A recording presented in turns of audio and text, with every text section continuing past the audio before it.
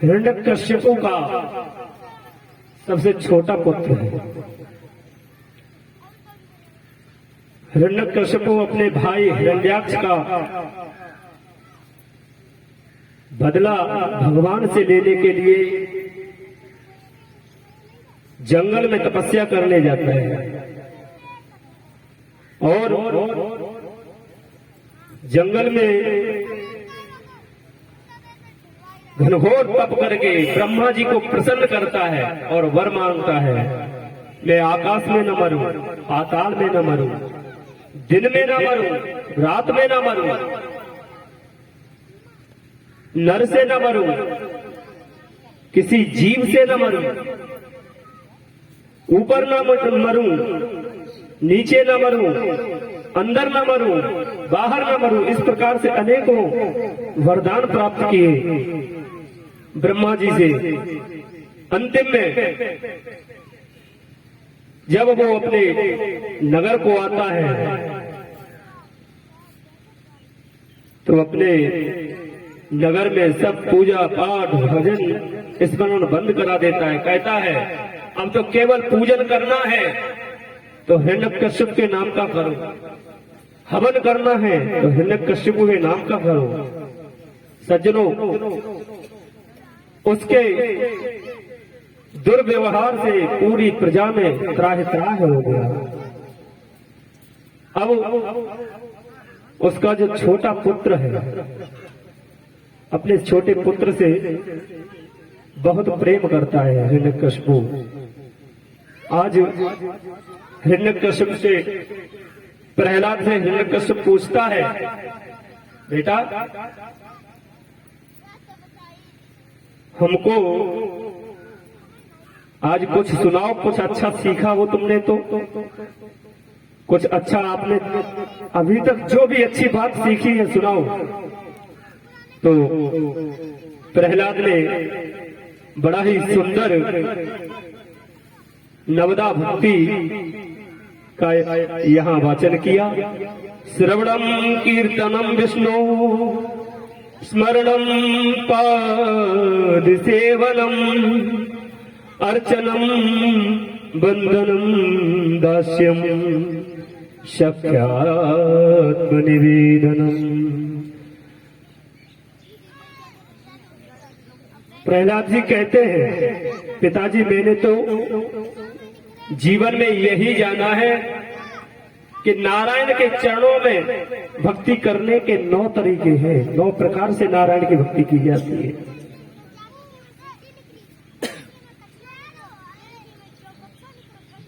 पहली भक्ति है श्रवणम, भगवान की कथा श्रवण करना चाहिए। जब तक आप जीवन में भगवत कथा सुनेंगे नहीं तब तक आपके अंदर भगवत भक्ति जागृत नहीं होगी। तो सबसे पहली भक्ति क्या है? श्रवणम, सुनना चाहिए। और दूसरी भक्ति बताई है कीर्तनम, भगवान का कीर्तन करना चाहिए। आप लोगों से मैं रोज कहता हूं इस बात को, भगवान के नाम को लेने में आप लोग शर्माते हैं और जब किसी से लड़ाई करना हो तो ना जाने क्या क्या आप जानते हैं कि ना जाने क्या क्या आपके मुंह से निकलता है, बाद में आपको महसूस होता हो या ना होता हो, लेकिन उस समय आप बहुत कुछ कह देते हैं। भगवान के नाम को लेने में शर्म लगती है, कभी भगवान नाम लेने में शर्म नहीं लगनी चाहिए। प्रहलाद जी कहते हैं दूसरी भक्ति है कीर्तन, गोविंद का कीर्तन करो। तीसरी भक्ति है विष्णु स्मरणम, स्मरण करना चाहिए, भगवान का ध्यान करना चाहिए। चौथी भक्ति बताइए पाद सेवनम, भगवान के चरणों की सेवा करनी चाहिए, संतों की सेवा करनी चाहिए, ब्राह्मणों की सेवा करनी चाहिए, ये भी एक भक्ति है। पांचवी भक्ति बताइए अर्चन, अर्चन करना चाहिए, वंदन करना चाहिए। कभी भी एक दूसरे से मिलो, राधे राधे, राम राम, जय गंगा मैया की, वंदन करना चाहिए, भगवान का वंदन करना चाहिए। दास्यम आत्मनिवेदनम, दासत्व रखकर ठाकुर जी की सेवा करनी चाहिए। और यही बात मानस में गोस्वामी तुलसीदास जी कहते हैं, बड़े भाव से श्रवण करें। प्रथम भगते संतन कर संगा, दूसरे रते मम कथा प्रसंगा। प्रथम भगते संतन कर संगा, दूसरे रते मम कथा प्रसंगा। प्रथम भगते संतन कर संगा, दूसरे रते मम कथा प्रसंगा। प्रथम भगते संकर कर संगा, दूसरे रते मम कथा प्रसंगा। गुरुपद पंकज सेवा, तीसर भक्ति अमार, चौथी भगत गुरु तरह पथ तजिगार। मंत्र जाप मन दृढ़ विश्वासा, पंचम भजन सुने निरतासा।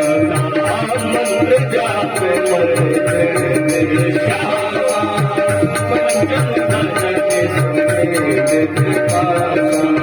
छठ मम शील विरत बहु धर्मा, छठ मम शील निरत निरंतर जन धर्मा, निरत निरंतर जन धर्मा। सातम समोहि में जग देखा, मोते अधिक संत कर लेखा। मोते अधिक संत कर लेखा। आत्म जता लाभ संतोषा, आत्म जता लाभ संतोषा। सपने हो नहीं देखे परदोषा, सपने हो नहीं देखे परदोषा। नव मुसरल सब सन सन हीरा, मम भरोसे ही हर सुन दीना। नव मम चरण चरण सन हीरा, मम भरोसे ही हर सुन दीना। नव मोहे कहु जिनके होई, नारी पुरुष सचराचर कोई। नव मेरे कहु जिनके होई, नारी पुरुष सचराचर कोई। कहते हैं इन 9 भक्तियों में एक भी, किसी के भी हो, चाहे वो नारी हो पुरुष हो कोई भी हो, किसी के भी जीवन में एक भक्ति भी हो तो वो भगवान का प्रिय होता है। उसको कभी स्वप्न में भी यमराज का दर्शन नहीं करना पड़ता। अब तो प्रहलाद जी की बात को सुनकर हिरण्यकश्यप आग बबूला हो गया, बहुत क्रोधित हुआ और आज गुरुकुल में भेज दिया। और जो उसका गुरुकुल है ना, उस गुरुकुल में केवल राक्षसी विद्या पढ़ाई जाती है। शंडा अमर्क नाम के 2 अध्यापक नियुक्त किए हैं। उनका काम है जितना भी हो सके बच्चों को राक्षसी विद्या पढ़ाओ। लड़ना कैसे है, चोरी कैसे करनी है, जितना भी गलत हो वो सब सिखाओ। लेकिन प्रहलाद तो भगवान की भक्ति करते हैं, क्योंकि एक बार भक्ति का रंग चढ़ जाए ना तो जीवन में दूसरा रंग चढ़ता ही नहीं किसी के। आज प्रहलाद जी बड़े ही भाव से, बड़े ही आनंद से गुरुकुल में कीर्तन करते हैं और साथ में दैत्य बालकों से भी कीर्तन कराते हैं। तो दैत्य बालक कहते हैं, भैया जो तू कीर्तन करता है ना, अच्छा तो हमें भी लगता है, लेकिन हम तो गुरुजी से डरते हैं। प्रहलाद जी कहते हैं, डरने की कोई बात नहीं है, कीर्तन करो। जिसका हम कीर्तन कर रहे हैं वो भगवान हमारी रक्षा करेगा। आइए हम लोग भी थोड़ा भगवान नाम का कीर्तन करें। श्री कृष्ण गोविंद हरे मुरारी, हे नाथ नारायण वासुदेवा। श्री कृष्ण गोविंद हरे मुरारी, हे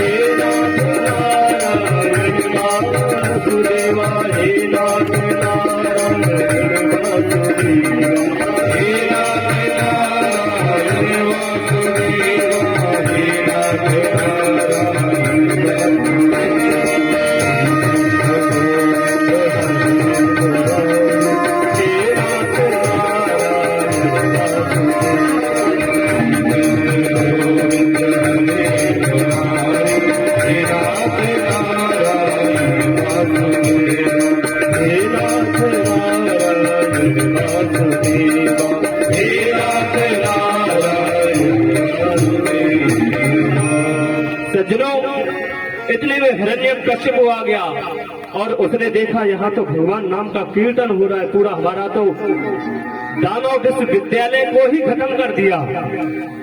आज प्रहलाद को नाना प्रकार से कष्ट देता है, पहाड़ से नीचे गिराता है, सर्पों से डसवाता है,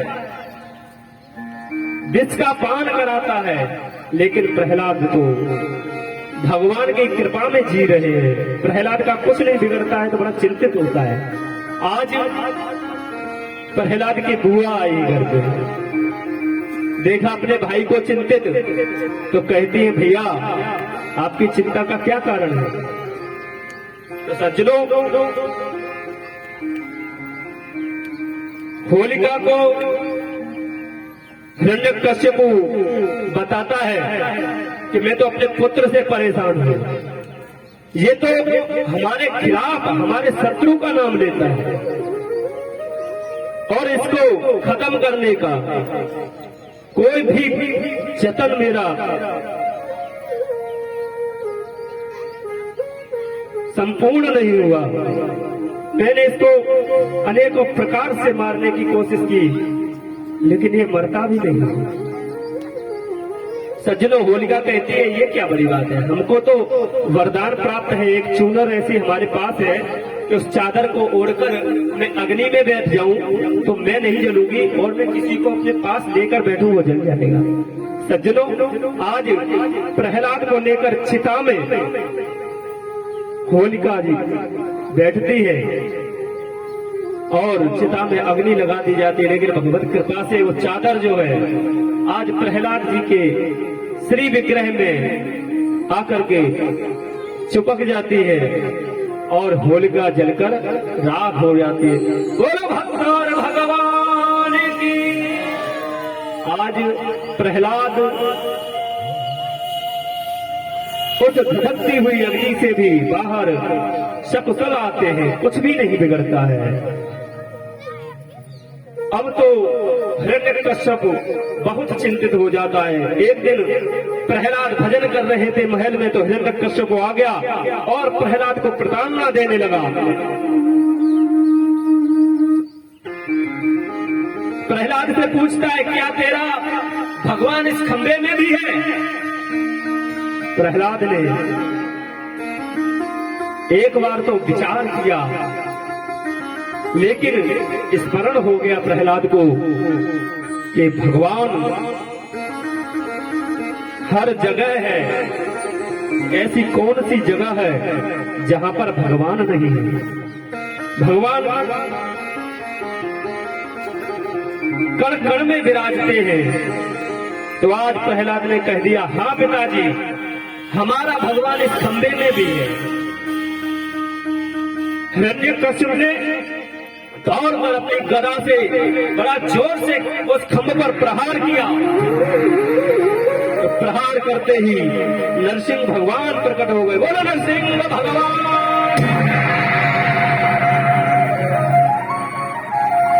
पूरा देह मनुष्य का है और केवल जो ये मुखारबिंद है ये सिंह का है। देख के एक बार तो हिरण्यकश्यप भी डर गया उस भगवान के सुंदर से स्वरूप को देख करके।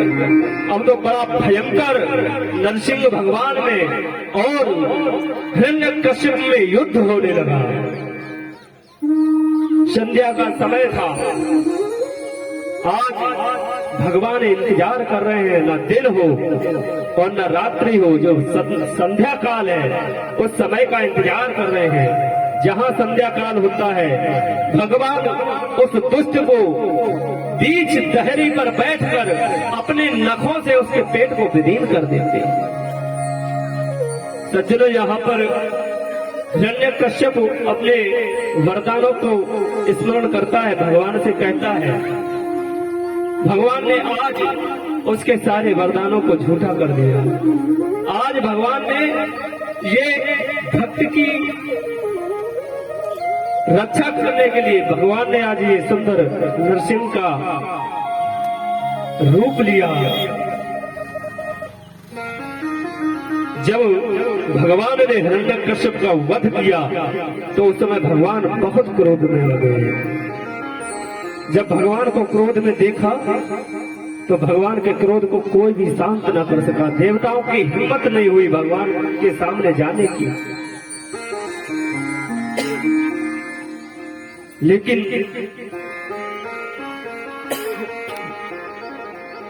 देवता कहते हैं भक्त प्रहलाद, भगवान ने जो ये जन्म, जो ये अवतार ग्रहण किया है, ये तुम्हारे ऊपर कृपा करने के लिए किया है। तुम ही जाकर भगवान का क्रोध शांत करो।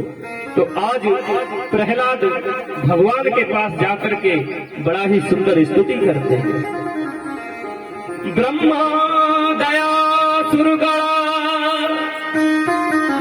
मुनियोथ सिद्धा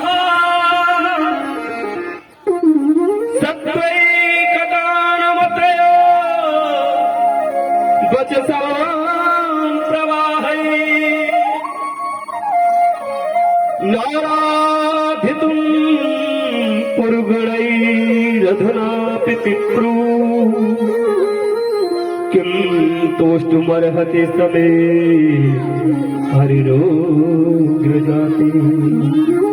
बड़ी ही सुंदर भगवान की स्तुति करते हैं भक्त प्रहलाद।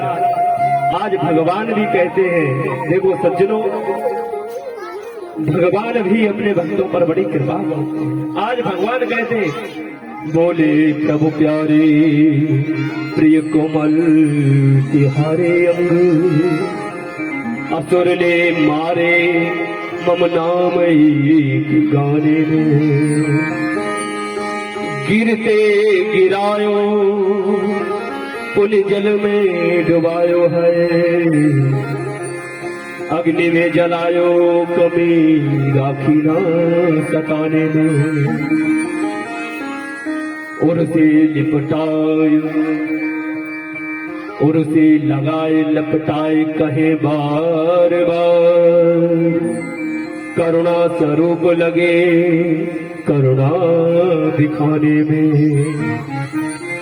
मंजुल मुखार बिंद चूम चूम कहे प्रभु, क्षमा करो भक्त मोहे देर भई आने में, क्षमा करो पुत्र मोहे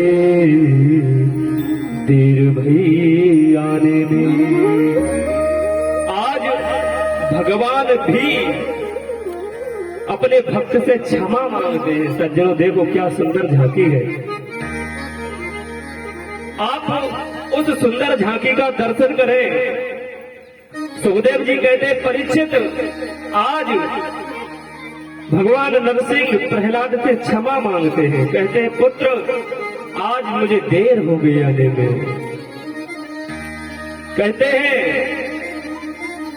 कि इस संसार में भक्त बनने का आडंबर पाखंड तो बहुत लोग करते हैं, लेकिन प्रहलाद जैसा भक्त नहीं हुआ।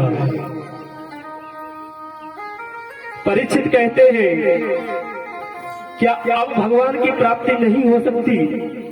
तो यहाँ बड़ी सुंदर बात सुखदेव जी कहते हैं, सूर्य अनेक फिरे कर मांगत,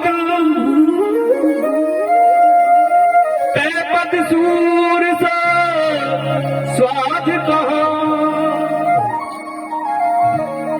खड़ताल मजीरा बजाती फिरे, मीरा बतवारी सी चाह कहाँ है, सिया राम कथा कितनों ने लिखी,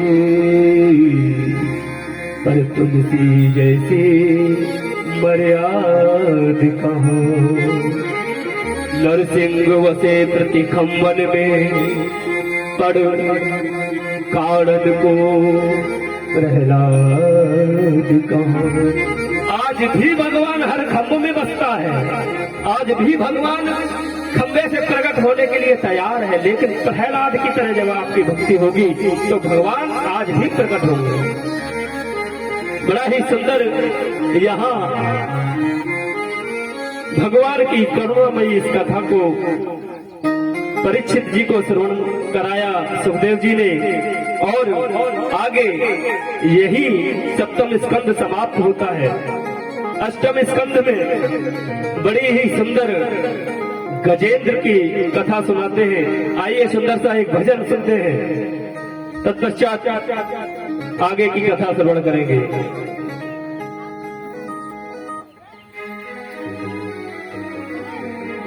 भोलवा के बिहारी लाल की हो गए भव से पार लेकर नाम तेरा, हो गए भव से पार लेकर नाम तेरा, हो गए भव से पार लेकर नाम तेरा, नाम तेरा हरि नाम तेरा, नाम तेरा हरि नाम तेरा, नाम तेरा प्रभु नाम तेरा, नाम तेरा प्रभु नाम तेरा, सब हो गए भव से पार लेकर नाम तेरा, हो गए भव से पार लेकर नाम तेरा, सब हो गए भव से पार लेकर नाम तेरा, हो गए भव से पार लेकर नाम तेरा।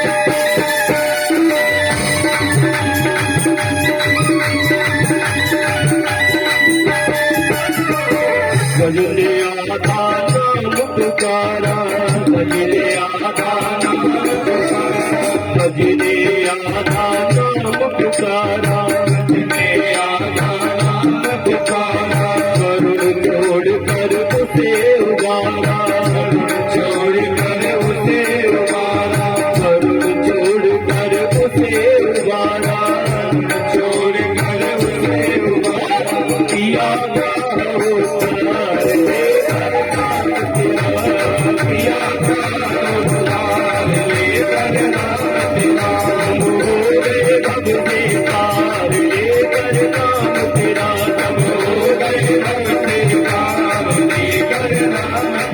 तब हो गए भव से पार ले कर नाम तेरा, तब हो गए भव से पार ले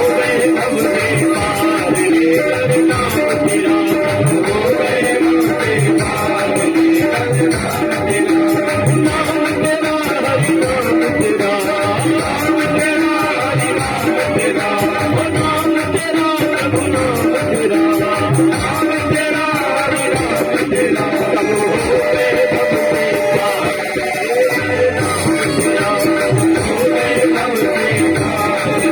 नाम तेरा, तब हो गए भव से पार ले कर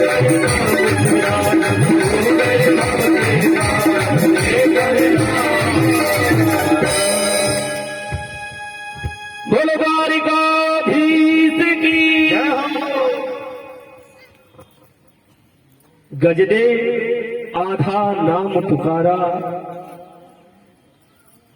आज हाथी ने केवल आधा नाम लिया और भगवान ने उद्धार कर दिया। सज्जनों, जो गजेंद्र है ना, ये गजेंद्र वाली गति हमारी और आप सभी की होती है। एवं व्यवसितो बुद्ध्या समाधाय मनोहृदि जजाप परमं जाप्यम् प्राग्जन्मन्यनुसेक्षतम्।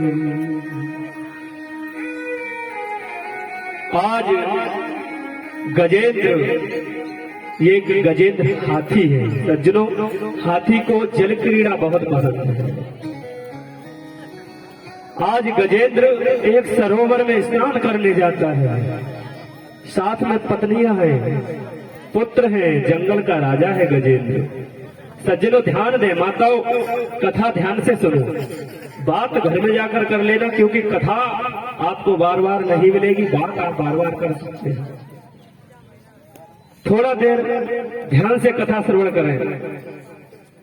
गजेंद्र आज एक सरोवर में स्नान करने जाता है, साथ में पत्नियां हैं, बच्चे हैं, बहुत बड़ा हाथियों का समूह चल रहा है। जंगल का राजा है गजेंद्र। रास्ते में पूछता जाता है छोटे छोटे जानवरों से, कोई दिक्कत तो नहीं है, कोई परेशानी हो तो बताना, मैं जंगल का राजा गजेंद्र हूं। अभिमान में आज गजेंद्र ने जाकर सरोवर में बहुत अंदर जाकर जल में बहुत क्रीड़ा की, अपनी पत्नियों के ऊपर अपनी सूंड से जल ले लेकर डालता है, अपने पुत्रों के साथ खेल रहा है। सज्जनों, इस संसार में, संसार रूपी सरोवर में जीव भी इस गजेंद्र की तरह रस में, आनंद में भूल जाता है कि उसको काल रूपी ग्राह कब पकड़ लेता है, उसको मालूम ही नहीं पड़ता है। कब वो बचपन से जवान होता है, मालूम ही नहीं पड़ता। आपको अपना जन्म दिन याद होगा, आपको आपकी जॉब कब लगी, आपने हाई स्कूल कब पास किया, वो आपको याद होगा। आपने मकान का निर्माण कब कराया, वो आपको याद होगा, लेकिन आप बूढ़े कब हुए ये आप नहीं बता सकते। कोई भी वृद्ध, अब माता जी से पूछा जाए माँ आप बूढ़ी कब हुई है, बता पाएंगे? नहीं बता पाएंगे। उसी प्रकार से संसार में जीव उस गजेंद्र की भांति संसार के सागर के रस को लेते लेते लेते लेते यह भूल जाता है कि काल रूपी ग्राह उसको पकड़ रहा है। आज गजेंद्र के चरण को ग्राह ने पकड़ लिया। सज्जनों, अब यहाँ से उस गजेंद्र की कथा के साथ अपने आप को लेकर चलना। किस प्रकार से गजेंद्र अपने स्वजनों पर जितना अभिमान करता था, क्यों उसी प्रकार से इस संसार में हम भी अपनी पत्नी पर, अपने बच्चों पर, अपने सगे संबंधियों पर अभिमान करते हैं। अरे कोई भी ऐसा वैसा समय आएगा तो हमारी पत्नी तो हमारे साथ है। सज्जनों, यहाँ गजेंद्र ने भी यही गलती की थी। साथ केवल होता है तो केवल परमात्मा जीव के साथ होता है और दुनिया का कोई भी इस जीव के साथ नहीं होता है। गजेंद्र को बड़ा अभिमान है अपनी पत्नियों पर, लेकिन जब गजेंद्र के चरण को ग्राह ने पकड़ लिया तो आज सज्जनों गजेंद्र अपनी पत्नियों से कहता है, हमको लगता है आज मैं किसी कष्ट में हूं।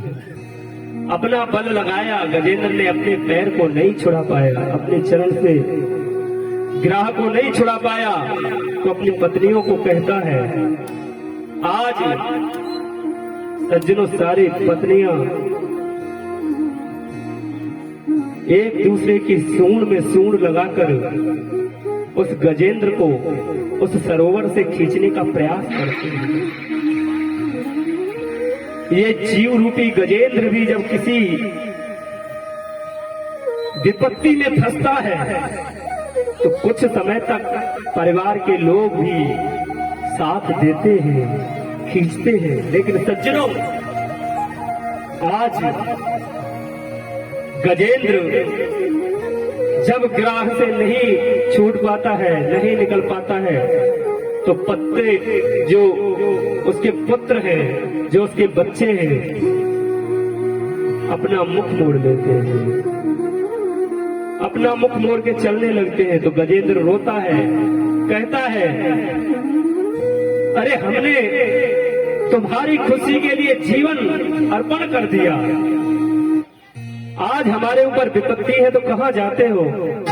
तो वही बच्चे कह देते हैं, पिताजी आप तो निकल नहीं पा रहे हैं, आपके साथ कितने दिनों तक रहे?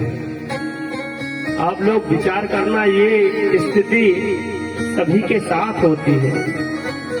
पिताजी बहुत बीमार हैं, महीने 2 महीने सेवा होती है, लेकिन पिताजी का स्वास्थ्य भी ठीक नहीं हो रहा है और जा भी नहीं रहे हैं।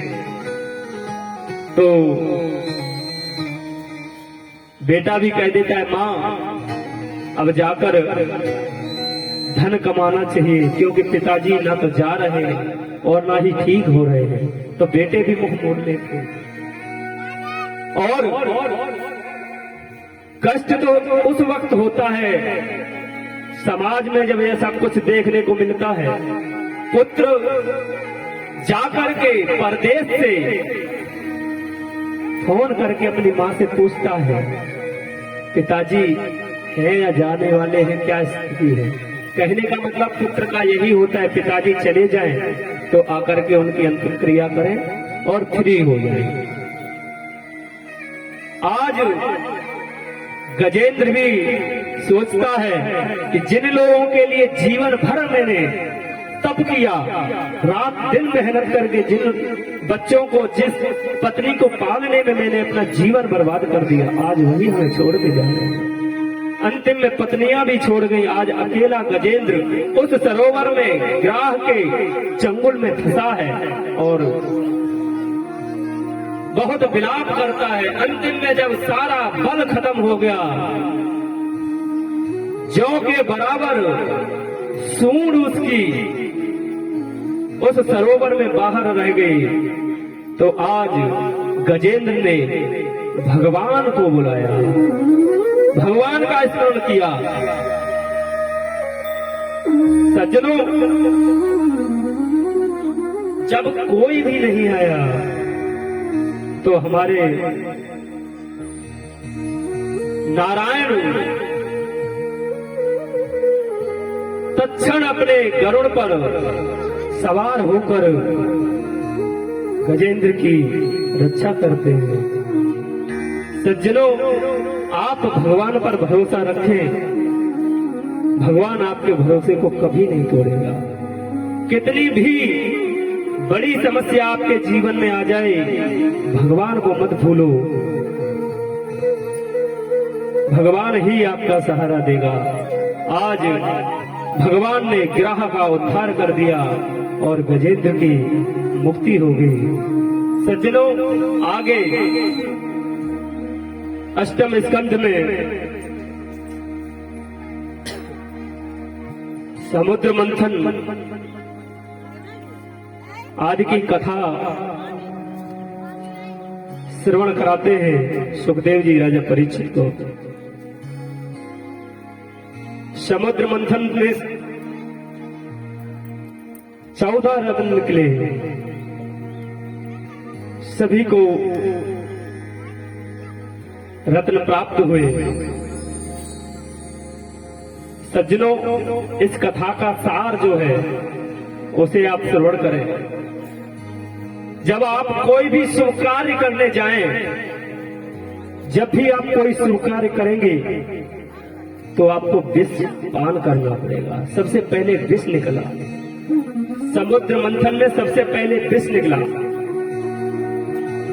सभी देवता दानव उस विष को देखकर घबरा गए। पूरी सृष्टि में प्रलय हो गया, क्योंकि वो कालकूट विष समुद्र मंथन से जो निकला उसका क्या करें। आज भगवान सभी देवताओं को कहते हैं, इस विष को भोलेनाथ को पान कराओ, भोलेनाथ के पास ले जाओ, वही देवों के देव महादेव हैं। और सज्जनों, विष को तो कोई महापुरुष ही पचा सकता है।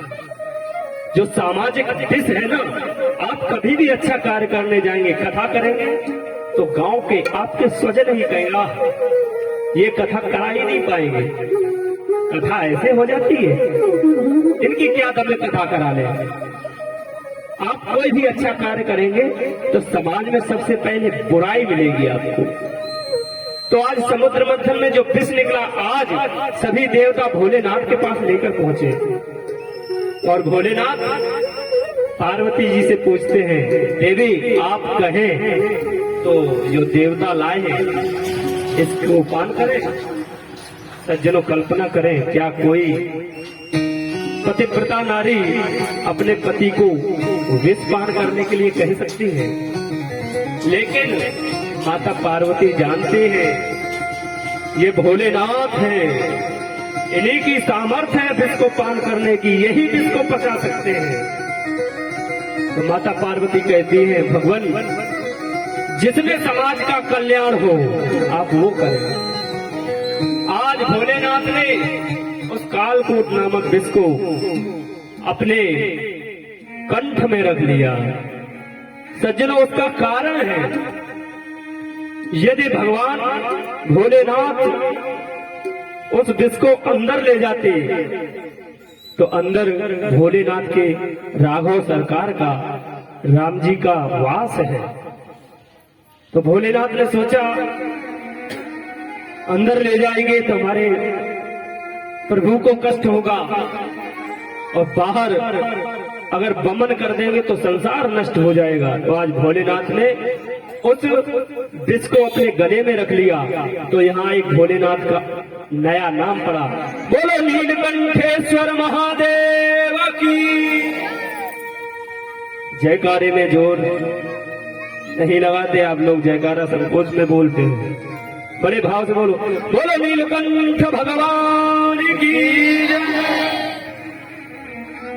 सज्जनों, आगे समुद्र मंथन हुआ तो बहुत ही सुंदर कौस्तुभ मणि निकली जो भगवान ने धारण की। पुनः समुद्र मंथन प्रारंभ हुआ, उच्चई श्रवा नामक घोड़ा निकला जो दैत्यों के राजा बलि ने प्राप्त किया।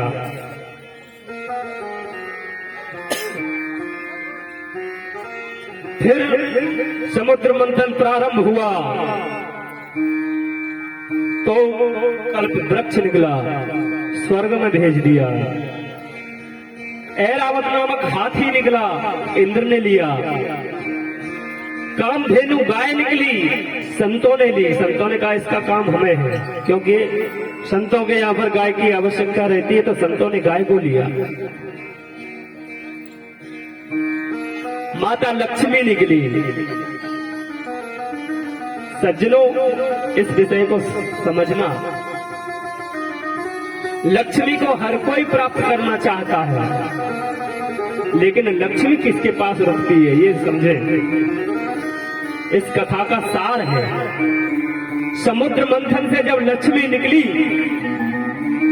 तो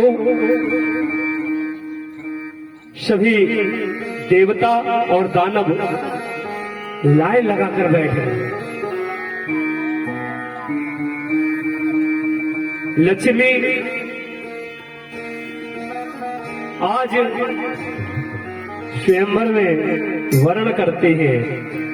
लक्ष्मी देखती है हमको प्राप्त करने के लिए एक से एक सुंदर देवता, एक से सुंदर राक्षस लालायित हैं, संत बैठे हैं, लेकिन लक्ष्मी ने न संतों को चुना, न लक्ष्मी ने देवताओं को चुना, न लक्ष्मी ने दानवों को चुना। लक्ष्मी देखती है एक कोई महापुरुष आराम से चद्दर ओढ़ कर लेटे। लक्ष्मी ने देखा। अब आप ही सोचे, यहाँ पर कोई 2-4-10 लाख रुपए लेकर आ जाए, और वैसे अभी ऐसा समय भी चल ही रहा है, आप लोगों को प्राप्त होता है, रोड पर खड़ा होके कहे आ जाओ, हम सभी को 20-20 हजार रुपए दे रहे हैं, 50-50 हजार रुपए दे रहे हैं, क्या कोई यहाँ कथा सुनेगा? माताएं तो सुनेंगी, क्योंकि माताओं को पैसे की जरूरत नहीं है। सभी का मन लक्ष्मी की तरफ भागेगा। अरे भैया, व्यास जी की नजर लक्ष्मी पर जाएगी, कथा तो बाद में कर लेंगे, एक गड्डी ले ले। लेकिन लक्ष्मी ने देखा कि सब कोई हमें प्राप्त करना चाहता है, लेकिन ये कौन है जो हमें नहीं प्राप्त करना चाहता है। लक्ष्मी ने जाकर के देखा तो पहचान गई, नारायण भगवान आराम से चादर ओढ़ कर लेते हैं। आज लक्ष्मी ने नारायण को अपने पति रूप में वर्ण किया। सज्जनों, लक्ष्मी वही रहती है जहाँ नारायण रहते हैं। लक्ष्मी के 2 वाहन बताए हैं। आप लक्ष्मी प्राप्त करना चाहते हैं तो आपके घर में लक्ष्मी 2 वाहन पर बैठकर आती है। जानते हैं क्या लक्ष्मी का वाहन है? किसी को मालूम है? लक्ष्मी का वाहन है उल्लू। तो जो उल्लू पर लक्ष्मी बैठकर आती है रात के अंधेरे में, ब्लैक मनी जो उल्टी सीधे तरीके से कमाई जाती है, वो लक्ष्मी आती तो उल्लू पर बैठकर है, ज्यादा आती है, लेकिन वो ज्यादा लेकर भी जाती है, उल्लू बना के जाती है, टिकती नहीं है वो लक्ष्मी जो अवैध तरीके से प्राप्त होती है। और जो गरुड़ पर बैठकर भगवान के साथ लक्ष्मी आती है, वही लक्ष्मी आपके घर में टिकती है, वही लक्ष्मी आपके घर में निवास करती है। इसलिए सज्जनों, यदि आपको लक्ष्मी चाहिए, माताओं, यदि आप लक्ष्मी को चाहती हैं अपने घर में, तो भगवान नारायण को अपने घर में रखिए, नारायण की सेवा करिए, गोपाल जी को अपने घर में रखो, सेवा करो। लक्ष्मी को रहना पड़ेगा, लक्ष्मी कहीं और जा नहीं सकती, कि लक्ष्मी भगवान की है। आगे समुद्र मंथन से अमृत निकला। अमृत को देख करके असुरों ने अमृत को छीन करके भागना प्रारंभ कर दिया। अब भगवान को यहाँ एक अवतार और लेना पड़ा, मोहिनी अवतार हुआ यहाँ भगवान का। भगवान देवताओं का कार्य बनाने के लिए अनेकों रूप लेते। आज भगवान ने बहुत ही सुंदर एक स्त्री का रूप धारण किया, एक देवी के रूप में आज भगवान आए, और असुरों पर बड़ा ही सुंदर जादू चला दिया भगवान ने। भगवान की जो मुस्कान है ना, वो बहुत ही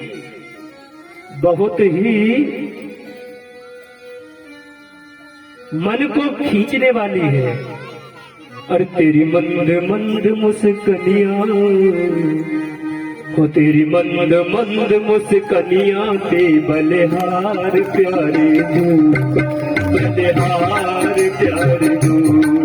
तेरी मंद मंद मुस्कनिया पे, मंद मुस्कनिया पे बलिहार प्यारे दू, बलिहार प्यारे दू। तेरी मंद मंद मुस्कनिया पे, तेरी मंद मंद मुस्कनिया पे बलिहार प्यारे दू, बलिहार प्यारे दू, बलिहार प्यारे दू, बलिहार प्यारे दू।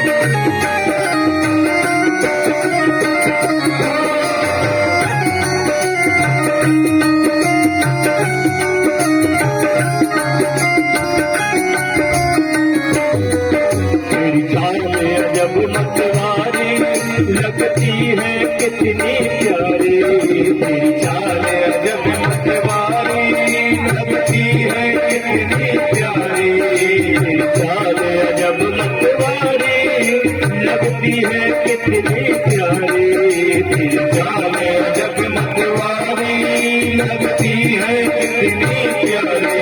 तेरी तिरछी चितवनिया, तेरी तिरछी चितवनिया पे बलिहार प्यारे दू, बलिहार प्यारे दू, बलिहार प्यारे दू, बलिहार प्यारे दू। मंद मुस्कनिया पे, मंद मुस्कनिया पे बलिहार प्यारे दू, बलिहार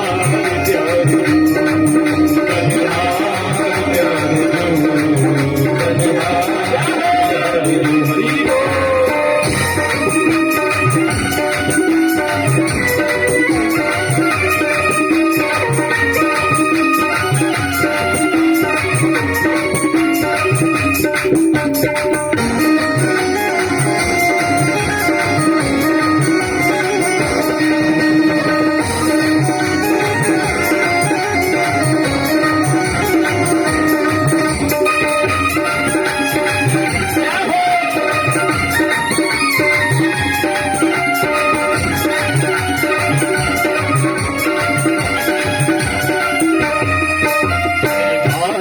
जब मतवारे लगते हैं सारे सारे,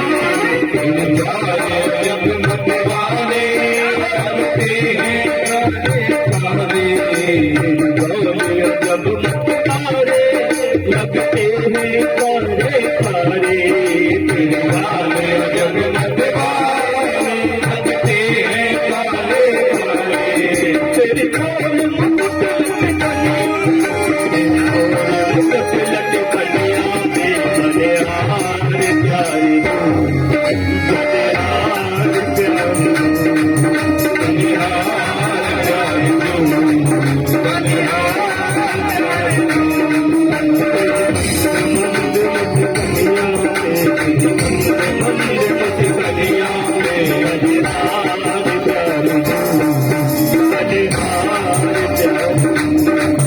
बलिहार प्यारे दू,